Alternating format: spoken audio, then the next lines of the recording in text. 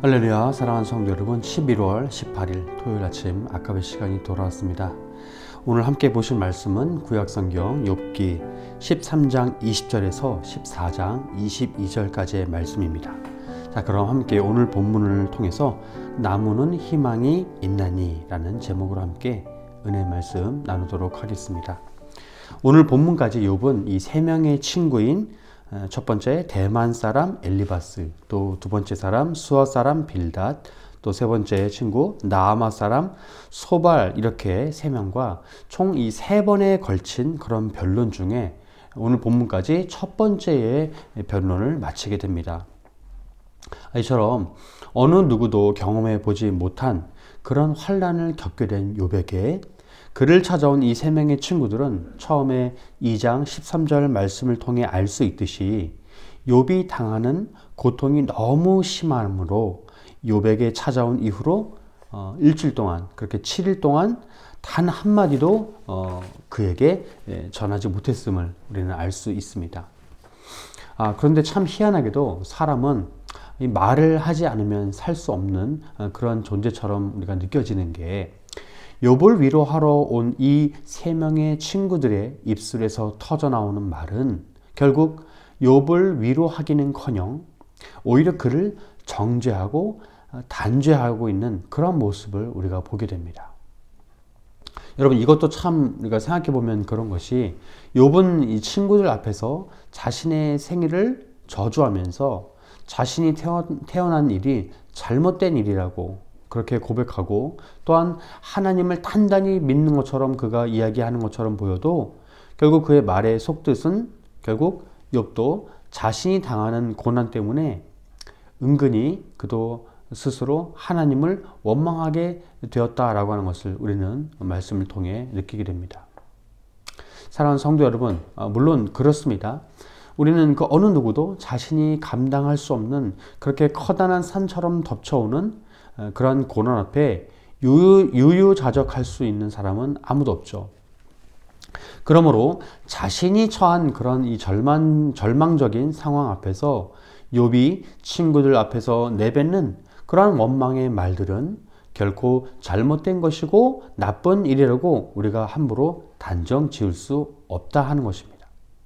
그러므로 믿는 우리 신앙인들은 고난이 찾아왔을 때 이 고난이 무엇 때문에 자신에게 찾아왔는지 돌이켜 보기 전에 먼저 그 일을 행하신 하나님이 어떠한 분이신지를 우리가 제일 먼저 깨달아야 된다라고 하는 것을 말씀을 드립니다.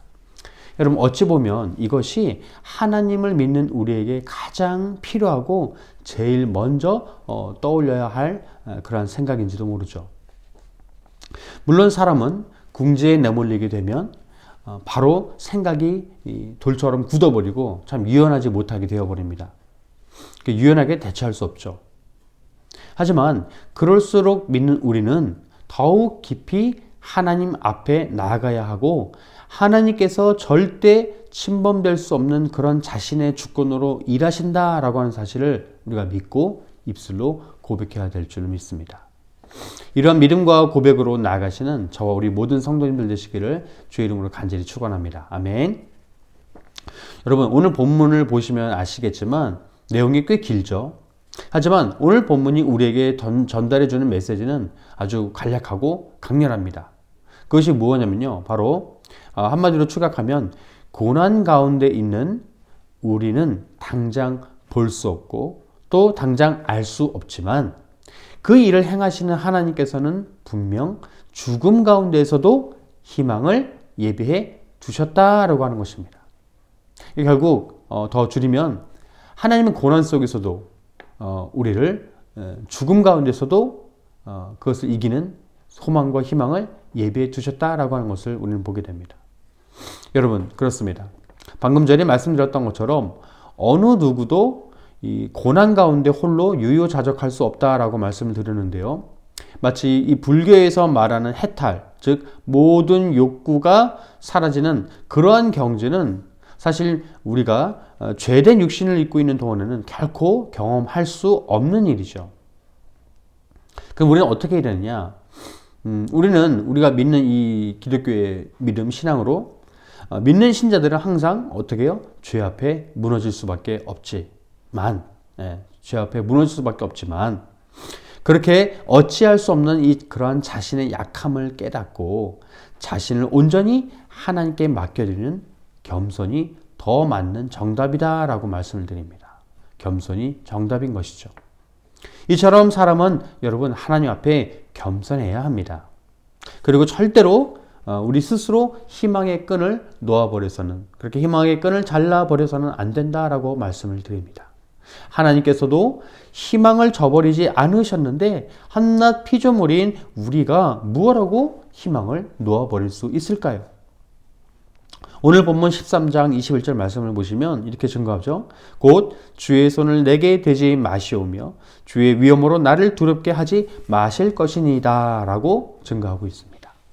이 말씀을 자세히 풀어서 보면 하나님의 손을 자신에게 대지 말고 자신을 두렵게 하지 말아달라라고 하는 표현은 결국 자신으로부터 제발 그 고난을 거두어 달라라고 하는 그러한 표현인 줄 우리는 보게 됩니다. 그리고 욥은 24절의 탄원처럼 어찌하여 얼굴을 가리시고 나를 주의 원수로 여기시나이까 라고 하는 그런 질문은 하나님께서 자신을 대적자, 적군으로 여기고 있다라고 하는 마음을 대변하는 것이죠. 물론 여러분 이 욥이라는 이름의 이 히브리어는 오예브라고 발음할 수 있는데 이 단어의 뜻은 원수, 대적하는 자라고 번역할 수 있습니다. 그렇기 때문에 욥은 하나님께 대적함으로 벌을 받았다라고 우리가 의미를 파악할 수 있는데 사실 이런 해석은 바르진 않죠. 왜냐하면 이 단어의 패턴을 보는 게 중요한데요. 이 단어의 패턴을 보면 수동적으로 원수를 당함, 대적을 당함으로 보는 게 더 알맞은 해석이라고 주석은 우리에게 증거합니다. 즉, 이 말은 욥이 당하는 고통은 욥의 죄로부터 오는 게 아니라 하나님의 그러하심으로 당하게 된 것이다 라고 보는 게 더 알맞은 해석이라고 우리가 볼 수 있는 것이죠. 여러분, 이처럼 우리는 우리 인생에 찾아오는 모든 현상과 질문에 우리가 전부 다 정답을 매길 수 없습니다. 왜 그렇게 되었는지 누구만 아실까요? 네, 바로 하나님만 아시는 것이죠.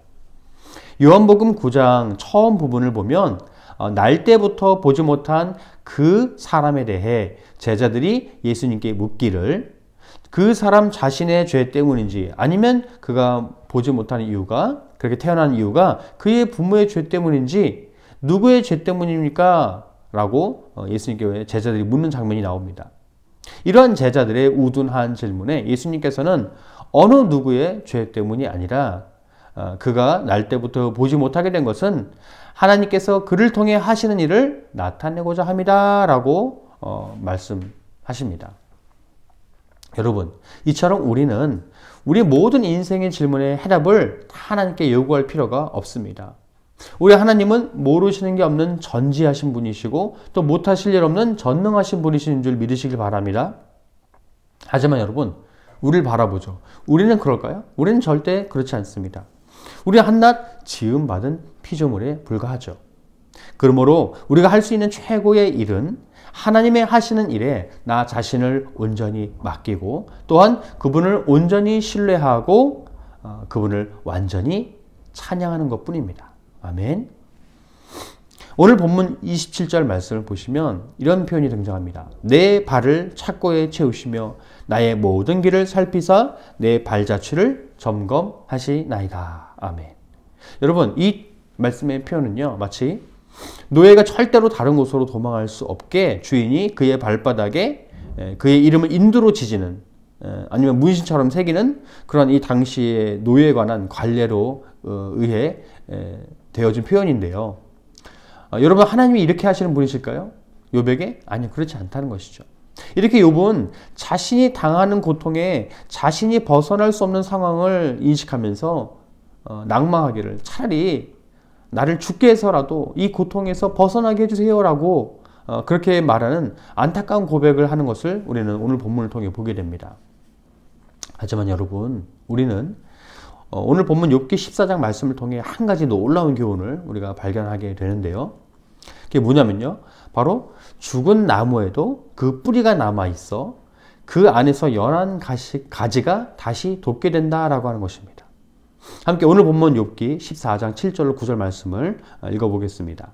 나무는 희망이 있나니 찍힐지라도 다시 움이 나서 연한 가지가 끊이지 아니하며 그 뿌리가 땅에서 늙고 줄기가 흙에서 죽을지라도 물 기운에 움이 돋고 가지가 뻗어서 새로 심은 것과 같거니와. 아멘. 그렇습니다. 여러분, 맛있게 충분히 익은 그런 이 사과라도요, 막 이리 굴리고 저리 굴리고 막 때리고 막 이렇게 껍질도 막 뜯어내고 그러면 어떻게 됩니까? 그 사과는 바로 변색이 되어지고 골아서 결국 먹을 수 없는 썩은 사과가 되어버리죠. 그렇다고 여러분 그 사과가 먹을 수 없게 됐다고 해서 죽은 사과라고 말할 수 있을까요? 아니요, 그렇지 않습니다. 왜냐하면 겉보기엔 그 사과가 먹을 수 없게 썩어버렸는지 몰라도 그 사과 속 중심에는 아직 언제든 땅속에 심기면 새로 사과나무를 열릴 수 있게 하는 그러한 생생한 살아있는 씨앗이 있기 때문입니다.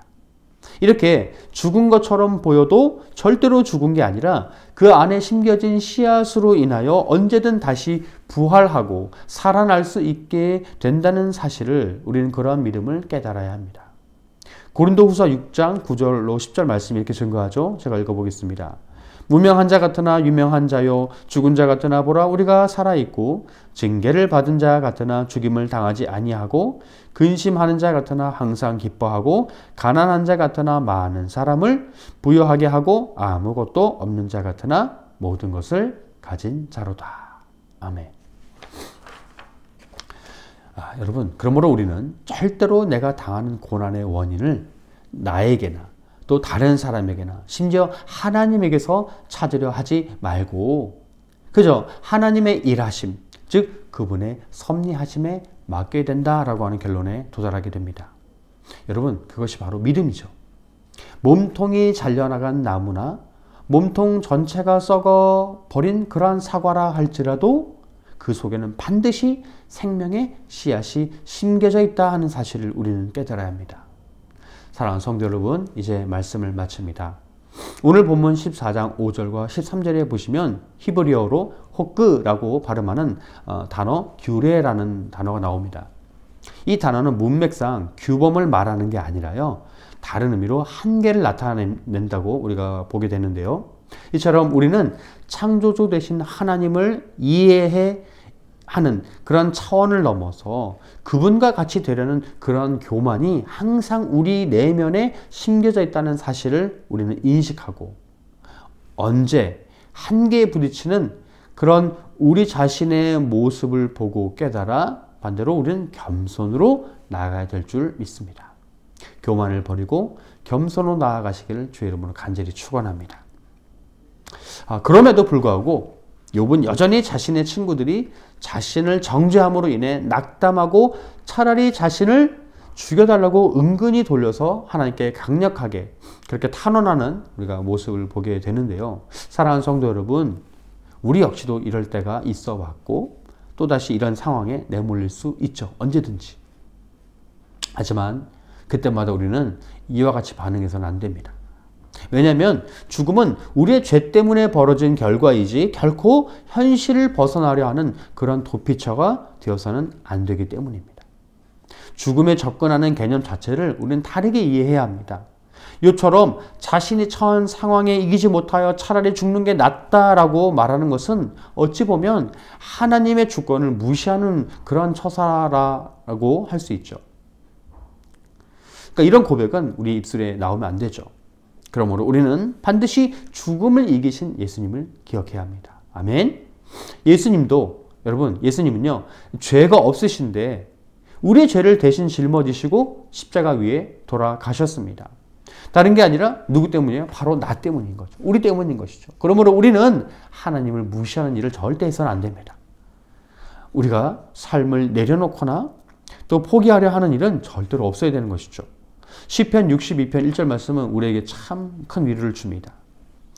제가 증거하겠습니다. 나의 영혼이 잠잠히 하나님만 바라며 나의 구원이 그에게서 나오는도다.